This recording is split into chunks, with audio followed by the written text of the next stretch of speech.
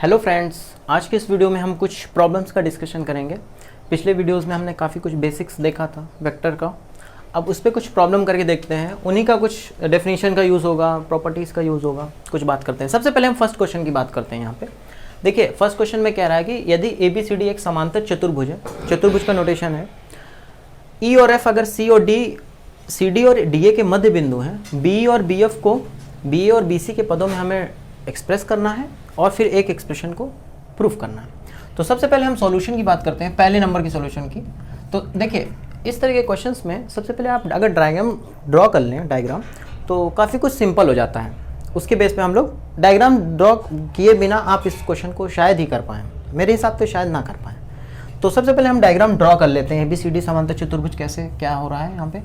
देखिए, ये अगर मैं मान लेता हूँ ABCD, ये मेरा एक समांतर चतुर्भुज है। जैसा कि इन्होंने कहा है कि E और F CD के मध्य बिंदु E है और DA का मध्य बिंदु F है, ठीक है ना। ये इतना दिया है, तो हमें बताना क्या है, BE और BF का एक्सप्रेशन पता करना है, BA और BC के टर्म में। तो ध्यान दीजिएगा, हमको BA और BC की बात करनी है। तो देखिए, BA वेक्टर जो होगा मेरा वो CD वेक्टर के बराबर होगा, क्योंकि समांतर चतुर्भुज की सामने की भुजाएं बराबर होती हैं। और BC वेक्टर की जो वैल्यू होगी वो मेरी AD वेक्टर की। इसको मैं लिख लेता हूं चतुर्भुज ABCD में, या आप यहां समांतर चतुर्भुज लगा सकते हैं, क्योंकि ये समांतर चतुर्भुज में हम बात कर रहे हैं। ABCD में क्या होगा, अब आप कहेंगे कि मैं AB वेक्टर की बात क्यों नहीं कर रहा हूं, क्योंकि इन्होंने बोला है कि हमें BA और BC के टर्म में चाहिए आंसर, तो हम इसीलिए BA ले रहे हैं AB की बजाय। ठीक है, आप ले सकते हैं, अगर किसी क्वेश्चन में AB के टर्म में है तो ले सकते हैं। ये हमें प्रूफ करना है ना, तो हमें उस क्वेश्चन में जो लाना उसके अकॉर्डिंग काम करना होगा, ठीक है ना। तो हम BA वेक्टर को CD वेक्टर का बाय डेफिनेशन आ रहा है। देखिए, इसमें कुछ मैं अपने से नहीं लिख रहा हूँ। BC वेक्टर जो होगा मेरा वो AD वेक्टर होगा। और साथ साथ एक चीज़ और देखिए, जो BA होगा वो CD के पैरेलल भी होगा, ठीक है। यहाँ आप एक चीज़ और मेंशन करिएगा कि BA is parallel to CD, और यहाँ एक चीज़ ये मेंशन करिएगा क्या, BC is parallel to AD, ठीक है। होप इतना समझ रहे होंगे। अब हमको BE और BF की वैल्यू चाहिए BA और BC के टर्म में। तो सबसे पहले हमें क्या, किसकी चाहिए, BE की वैल्यू चाहिए। तो उसके पहले देखिए, एक इन्फॉर्मेशन और दिया है कि मध्य बिंदु दिए हुए हैं E और F CD और AD के। तो देखिए, अगर E मध्य बिंदु है CD का, तो देखिए CE वेक्टर जो होगा मेरा वो वेक्टर ED के बराबर होगा, बिल्कुल होगा, क्योंकि मध्य बिंदु है तो ये पूरा हाफ होगा CD वेक्टर के बराबर, बताइए। और CD वेक्टर मेरा BA वेक्टर के बराबर है, तो ये मेरा अल्टीमेटली जो होगा हाफ ऑफ BA के बराबर हो जाएगा। बोलिए, इतना ठीक है। इसको चलिए मैं अगर इक्वेशन 1 बोल देता हूं इसको, ठीक है। और देखिए, CE वेक्टर ये मैंने E के मध्य बिंदु को यूज कर लिया। अब मैं F के मध्य बिंदु को अगर यूज करूं तो देखिए, AF जो वेक्टर होगा मेरा वो FD वेक्टर के बराबर होगा, ठीक है। और ये पूरा हाफ होगा, क्योंकि F मध्य बिंदु, तो किसका हाफ होगा, AD का हाफ होगा। और AD ऊपर से क्या है हमारा, BC के बराबर है, तो ये हाफ ऑफ BC। तो आप यहाँ देख पा रहे होंगे कि मैंने CE और AF को भी BE और BC के टर्म में कर लिया। अब मेरा अल्टीमेटली जो गोल होगा वो BE और BF की वैल्यू फाइंड आउट करना होगा। तो इसको अगर मैं सेकंड इक्वेशन बोल दूं तो कोई दिक्कत नहीं होनी चाहिए। तो नाउ अगर हम बात करते हैं BE की, ठीक है, BE को मैं कैसे लिख सकता हूँ। देखिए, यहाँ से थोड़ा अगर हम इसकी ड्रॉ करें तो यहाँ से आपको दिख जाएगा, ठीक है ना। तो देखिए, BE वेक्टर को मैं कैसे लिख सकता हूँ, BC प्लस CE लिख सकता हूं, BC प्लस CE। देखिए, इसका टर्मिनल इनिशियल सेम है, इंटरमीडिएट पॉइंट क्या है, C है। तो अब आपको कुछ नहीं करना, BC देखिए, BC के पदों में तो लाना ही है, CE को हम एक्सप्रेस कर लें BA या BC के टर्म में। तो CE की वैल्यू क्या है मेरी, हाफ ऑफ BA है, तो मेरा ये इसका वैल्यू क्या हो जाएगा, BC plus half of BA, ठीक है। यहां आप लिख सकते हैं फ्रॉम टू, लिख सकते हैं, कोई दिक्कत नहीं है। और देखिए, BE एक्सप्रेस हो गया मेरा। अब मैं किसको एक्सप्रेस करना है, BC को करना है, सॉरी एक सेकेंड, BE कर लिया, BF को करना है, सॉरी, हाँ, BF को अब एक्सप्रेस करते हैं। BF को कैसे कर सकते हैं, BA प्लस AF, बड़ा आसानी से कर सकते हैं। तो यहाँ इंटरमीडिएट A हो जाएगा मेरा, तो AF।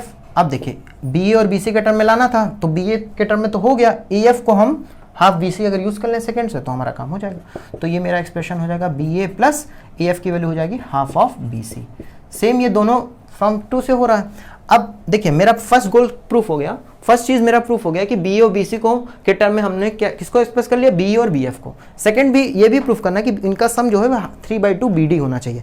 तो नाउ एडिंग दीज टू, ठीक है, एडिंग अब अगर दोनों को जोड़ देते हैं तो क्या मिलता है देखते हैं, BE प्लस BF की वैल्यू क्या हो जाएगी, इन दोनों को सम करना है हमें। आप देख पा रहे होंगे कि BC यहाँ एक BC है, यहाँ हाफ BC है, तो 3/2 BC हो जाएगा। यहाँ हाफ BA है, यहाँ 1 BA है, तो 3/2 BA हो गया। तो इसको मैं लिख सकता हूँ 3/2 BA प्लस 3/2 BC। ठीक है, इसको ऐसे भी लिखा जा सकता है 3/2 BA। और एक चीज़ आप यहाँ देख रहे होंगे, जो BC की वैल्यू है वो मेरी AD की वैल्यू है, तो यहाँ मैं यूज़ कर लूँगा BC की जगह AD, ये इक्वेशन 1 से ये चीज़, तो यहाँ मैं BC की जगह क्या लिख सकता हूँ, AD लिख सकता हूँ। ठीक है ना, BC जगह मैं AD लिख दूंगा, यहाँ आप लिख सकते हो फ्रॉम 1।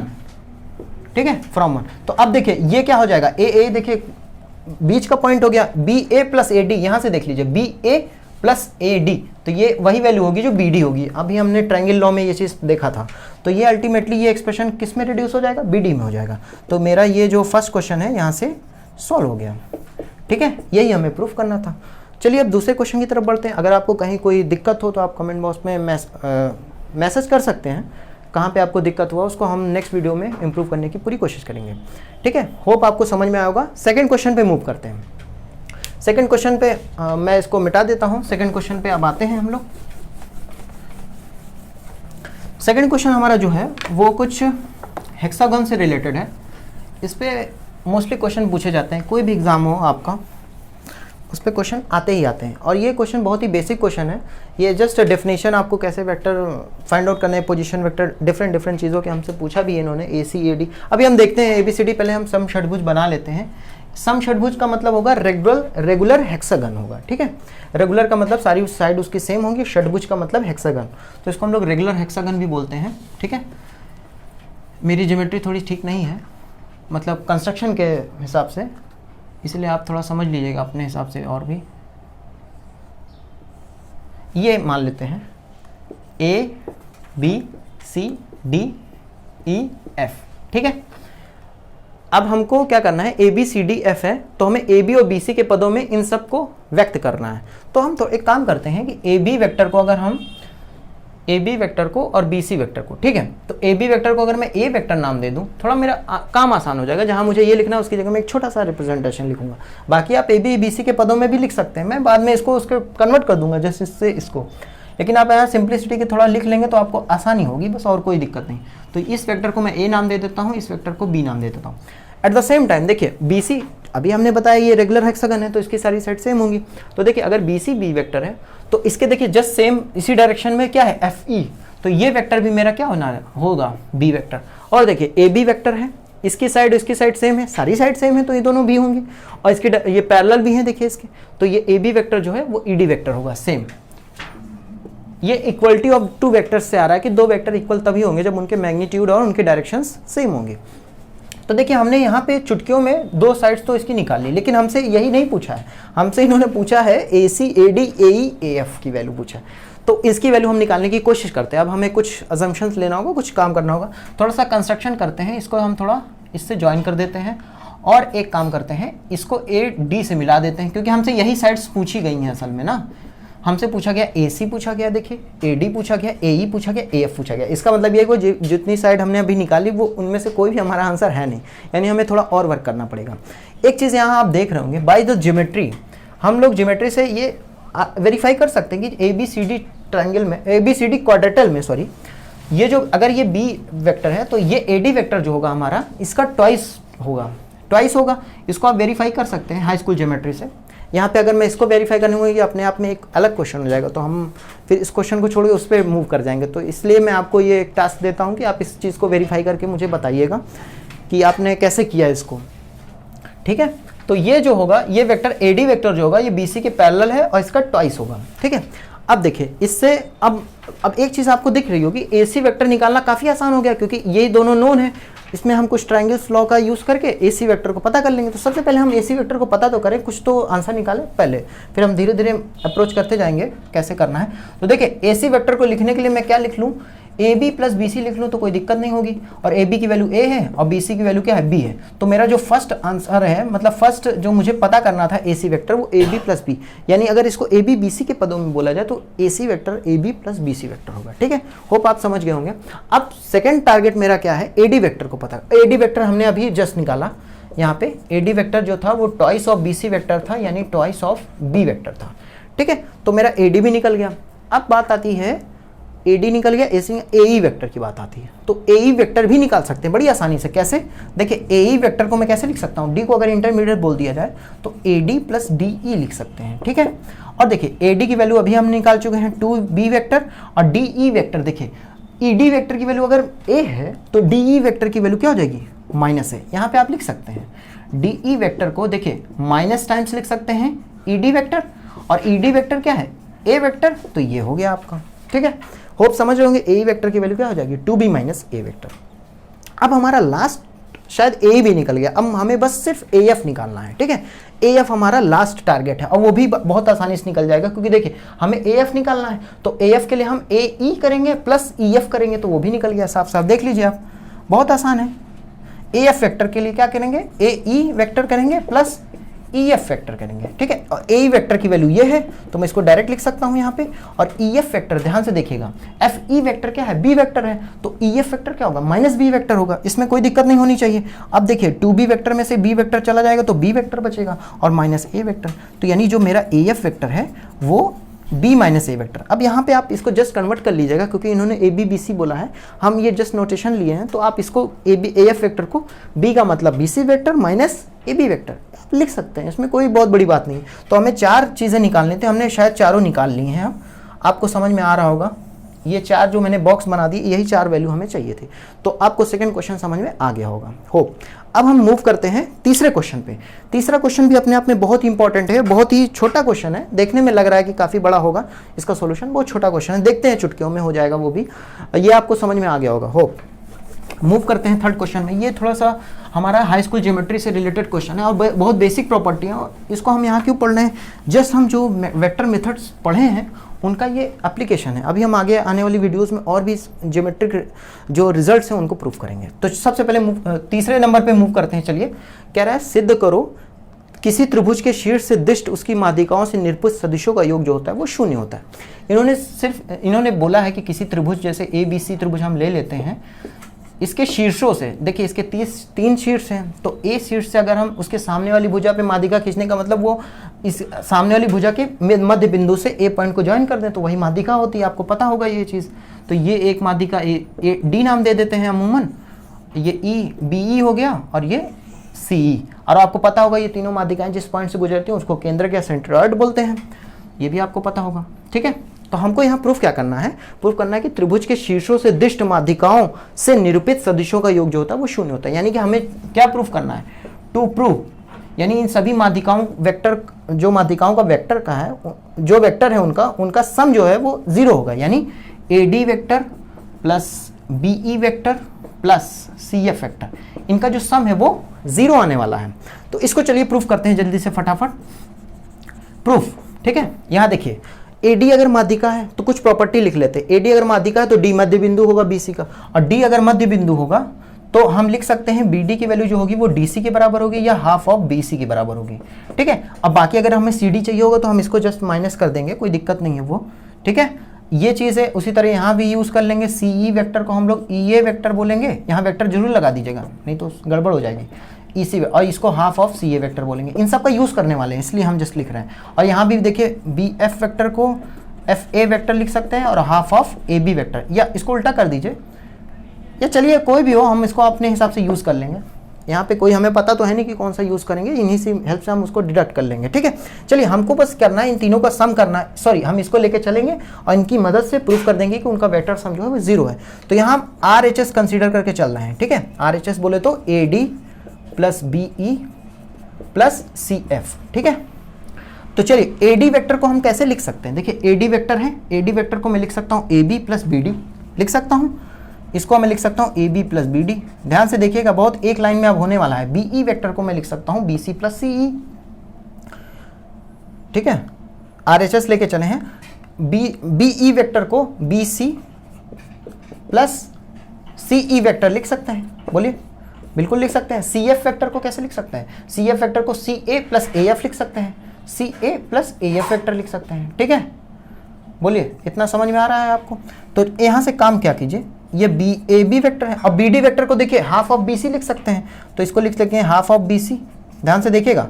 और यहाँ फिर बी सी वेक्टर है ही है, और यहाँ सी ई वेक्टर को क्या लिख सकते हैं, half of C A vector, ठीक है। तो यहाँ half of C A vector हो गया। और देखिए सी ए वेक्टर फिर से है, ए एफ वेक्टर को फिर से लिख लेंगे। देखिए यहाँ एफ ए निकाला था हमने, तो ए एफ करेंगे तो यहाँ ए बी कर सकते हैं, या माइनस ऑफ बी ए करें, लेकिन हम यहाँ कुछ माइनस नहीं करना चाह रहे, ए बी ले आते हैं तो ज़्यादा बेस्ट होगा। तो इससे मैं लिख सकता हूँ ए एफ वेक्टर क्या होगा, half of B A B vector होगा, तो मैं इसको half of A B vector लिख सकता हूँ। तो आप यहाँ से देख पा रहे होंगे, एक A B half A B 3/2 A B हो गया, हाफ बी सी एक बी सी 3/2 बी सी हो गया, हाफ सी ए एक सी ए 3/2 सी ए हो गया, यानी ये सब 3/2 टाइम्स आ रहे हैं तीनों क्वांटिटीज़। तो मैं इसको लिख सकता हूँ A B plus B C plus C A. और आपको पता होगा ये तीनों वेक्टर क्या हैं, इनका सम 0 आएगा। कैसे, ए बी से आप A B plus B C, ये क्या हो जाएगा, बी बी सेम है, ए सी वेक्टर हो जाएगा। अब ये ए सी अगर हो जाएगा और ए सी प्लस सी ए जब करेंगे तो फिर ये सेम, तो ये ए ए। और आपको पता होगा जब नल वेक्टर हमने पढ़ा था वहाँ हमने नल वेक्टर को डिफाइन किया था, सेम इनिशियल और टर्मिनल पॉइंट जो है सेम हो जाएगा, तो ए ए वेक्टर नल वेक्टर होगा असल में। तो ये नल वेक्टर इंटू 3/2 आएगा अल्टीमेटली। आप इसको बीच का वेरीफाई कर लीजिएगा ये चीज़, और ये अल्टीमेटली 0 वेक्टर आ जाएगा, यानी इनका जो वेक्टर सम है वो 0 आएगा। होप आपको तीसरा क्वेश्चन समझ में आया होगा। चौथे क्वेश्चन के लिए हम एक छोटा सा डेरिवेशन करते हैं, देन हम चौथा क्वेश्चन को उस फॉर्मूले के बेस पे तुरंत प्रूव कर देंगे। होप आपको अभी तक समझ में आया होगा। बस मैं अब लास्ट सेगमेंट पे हम लोग हैं। ये जो लास्ट क्वेश्चन है इसके लिए हम एक ऐसे पी पॉइंट को, कोई अगर हमें कोई वेक्टर ए बी दिया है तो हम उस पर किसी पी पॉइंट का पोजीशन वेक्टर खोजेंगे जो उस ए बी लाइन को m/n के रेशियो में डिवाइड करेगा। उसको हम लोग सबसे पहले पता करेंगे, देन हम उससे ये लास्ट क्वेश्चन को सॉल्व करेंगे, ठीक है। चलिए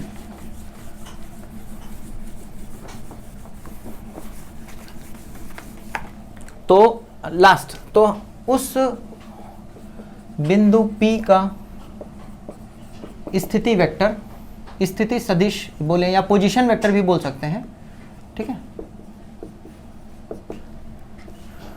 उस बिंदु P का स्थिति सदिश ये AB पर ही है, जो AB को m/n पर, यहां आप लिख सकते हैं AB पर लिख लीजिए और अच्छा लगेगा, m/n से विभाजित करें, मतलब m/n का मतलब m/n रेशियो में डिवाइड करें, ठीक है। इसको हम लोग प्रूफ कर लेते हैं, 2 लाइन का रिजल्ट है, उसी के बेस पे ये चौथा क्वेश्चन डायरेक्ट फॉर्मूले पे यूज हो जाएगा। वहाँ mn देख रहे हैं आप 2:n समथिंग, ये कोई a vector b vector something ऐसे कुछ होगा, ठीक है। तो चलिए सबसे पहले ए बी वेक्टर हमें गिवन है, ठीक है, ए बी। अब इसका पोजिशन वेक्टर की बात करनी है तो हमें ओरिजिन का आइडिया होना चाहिए, तो मान लेते हैं ये ओ ओरिजिन है, ठीक है। तो ए का पोजीशन वेक्टर हम मान लेते हैं ए वेक्टर और बी का पोजीशन मान लेते हैं बी वेक्टर, ठीक है, ठीक है। इतने में कोई दिक्कत नहीं। अब मान लेते हैं कोई पी पॉइंट जो मेरा ये यहाँ पर है, जो इस लाइन सेगमेंट ए बी को m/n में डिवाइड कर रहा है, और मुझे हमारा गोल क्या है कि इस पी पॉइंट के पोजीशन वेक्टर को हम पता कर लें। तो बस हमारा यही गोल है इस आर्टिकल को करने का, ठीक है। तो हम इसको ज्वाइन कर देते हैं, ये ओपी वेक्टर हो गया, ठीक है, यहाँ से कोई दिक्कत नहीं है। अब देखिए यहाँ पे गिवन क्या है, ये m/n का वाला तो दिया है, यानी AP/PB जो है वो हमें दिया है m/n दिया है, यहाँ से कोई दिक्कत नहीं है। तो देखिए इसको करेंगे तो n × AP हो जाएगा, यहाँ P × m × PB हो जाएगा, यहाँ तक कोई दिक्कत नहीं। और आपको बताया था हमने पोजीशन वेक्टर वाले सेगमेंट में कि किसी भी वेक्टर AB का पोजीशन वेक्टर निकालने के लिए लास्ट वाले वेक्टर का पोजीशन वेक्टर यानी B का position vector of B minus position vector of A, ऐसे करके हम लोग AB का पोजीशन वेक्टर बता सकते हैं। तो यही इसी का इस्तेमाल करेंगे हम लोग। तो देखिए n/2 AP का पोजीशन वेक्टर कैसे निकलेगा, P का पोजीशन वेक्टर, P का पोजीशन वेक्टर यहाँ पे क्या है, OP वेक्टर है, तो यहाँ OP माइनस A का पोजीशन वेक्टर क्या होगा, OA, ठीक है, कोई दिक्कत नहीं है अभी तक। अब m/2 इधर क्या है, PB का पोजीशन वेक्टर लिख लेते, सॉरी मैं यहाँ वेक्टर देखिए भूल गया हूँ, ठीक है। यहाँ लिखना कोई जरूरी नहीं था क्योंकि यहाँ क्वांटिटी थी, लेकिन यहाँ पे जैसे करेंगे लिख सकते हैं, वैसे कोई दिक्कत नहीं है, कोई दिक्कत नहीं है यहाँ से, ठीक है, लिख लेंगे, कोई दिक्कत नहीं। ये इसका ऐसे एक्सप्रेस हो गया, यहाँ B का पोजीशन वेक्टर क्या हो जाएगा, OB माइनस P का पोजीशन वेक्टर OP। अब इसको थोड़ा सिंप्लीफाई कर लें, OP के टर्म में निकाल लेते हैं फटाफट। देखिए n × OP minus n × OB OA, और इधर हो जाएगा m × OB minus m × OP, ठीक है, यहाँ तक कोई दिक्कत नहीं। OP को वाले को इधर ले लीजिए, OA वाले को उधर भेज दीजिए, तो यहाँ ultimately m plus n × OP आ जाएगा, और ये क्या हो जाएगा m × OB plus n × OA। Hope आपको समझ में आ रहा होगा, इसको नीचे भेज दीजिए, कोई दिक्कत नहीं है। तो OP वेक्टर मेरा देखिए डिड्यूस होके आ गया। अब यहाँ OA और AB की वैल्यू रख दें, क्योंकि वो वैल्यू हमें पता है। यहाँ देखिए हमने लिखा नहीं है, लेकिन ये हमने बोला था इस चीज़ को कि OA की वैल्यू A है और OB की वैल्यू B है, यहाँ से दिख भी रहा है वो चीज़। तो यहाँ पुट कर दीजिए, देखिए m into B plus n into A, और ये m प्लस n तो गिवन नंबर्स हैं, तो ये वो उस P पॉइंट के पोजीशन वेक्टर हमने पता कर लिया जो इस लाइन सेगमेंट AB को m/n के रेशियो में डिवाइड कर रहा है। तो बस अगर एक चीज़ और यहाँ एक कॉर्लरी पढ़ लेते हैं, अगर ये m और n सेम हो जाए, यानी कि अगर ये P इसका मध्य बिंदु हो जाए AB का, तो m और n रख देंगे अगर जब आप सेम, तो देखिए यहाँ से m बाहर आ जाएगा, ये 2m हो जाएगा, तो ये नीचे हाफ बचेगा, नीचे 2m होगा, ऊपर m होगा, तो हाफ हो जाएगा नीचे, और a प्लस बी, यानी इसका जो कोऑर्डिनेट आएगा half of a plus B. ये आपको पता है कि a और b अगर वो पोजीशन वेक्टर है तो उसके मध्य बिंदु का position vector half of ab होता है, जो इससे वेरीफाई हो रहा है। चलिए अब लास्ट क्वेश्चन, बस इसी का डायरेक्ट एप्लीकेशन है, मुझे अब इसके आगे कुछ नहीं करना। ये डेरिवेशन होप आपको समझ में आया होगा। मैं चौथे क्वेश्चन को डायरेक्ट अब इसी के बेस पे कर देता हूँ, आप समझ रहे होंगे। देखिए यहाँ पे क्वेश्चन में क्या बोला है, चौथे क्वेश्चन में कि a और b के स्थिति सदिश दिया हुआ है कुछ, ये a वेक्टर यहाँ पे देखिए a क्या दिया हुआ है 2a प्लस 3j, और b वेक्टर क्या दिया है 3j प्लस 8k, ठीक है। हमको उस c का, जैसे कि ये मान लीजिए a b था, ठीक है, पीछे वाले केस से ये c है, ये o है, मुझे ये OC पता करना है, जबकि a मुझे गिवन गया है, b गिवन है, m/n भी गिवन है, देखिए 2:3, ठीक है, ये समझ में आ रहा है। तो बस मुझे उस C का पोजीशन वेक्टर बताना था, तो OC वेक्टर यानी मुझे बताना है। यहाँ कंपेयर कर लीजिए आप, m की वैल्यू कितनी है 2 है, n की वैल्यू 3 है, इस फॉर्मूले पे देखिए m की वैल्यू 2 रखिए, b का पोजीशन वेक्टर क्या है यहाँ पे 3j प्लस 8k, बोलिए इस फिगर को थोड़ा सा हम यहाँ रिड्यूस कर दें, और n की वैल्यू देखिए क्या है 3 है, a वेक्टर यहाँ रख लीजिए 2a प्लस 3j, बोलिए कोई दिक्कत नहीं है। इसको सिंप्लीफाई कर लीजिए, नीचे क्या है 2 प्लस 3, ठीक है। अब इसको थोड़ा सॉल्व कर लीजिए, देखिए 2i 6i हो जाएगा, ठीक है, और यहाँ 3 त्रिक का 9j है, 6j 9 6 15j, ठीक है, और 8 दूनी 16k, ठीक है, और अपॉन 5, तो यहाँ 5 अलग अलग कर लीजिए, कोई प्रॉब्लम नहीं है। तो ये मेरा उस C पॉइंट के पोजीशन वेक्टर आ जाएंगे, ठीक है, उस C पॉइंट के पोजीशन वेक्टर आएंगे जो इस AB लाइन को, AB वेक्टर को 2:3 में डिवाइड कर रहा है। होप आपको समझ में आएगा। नेक्स्ट वीडियो में हम कुछ न्यू कॉन्सेप्ट के साथ मिलेंगे। Thank you.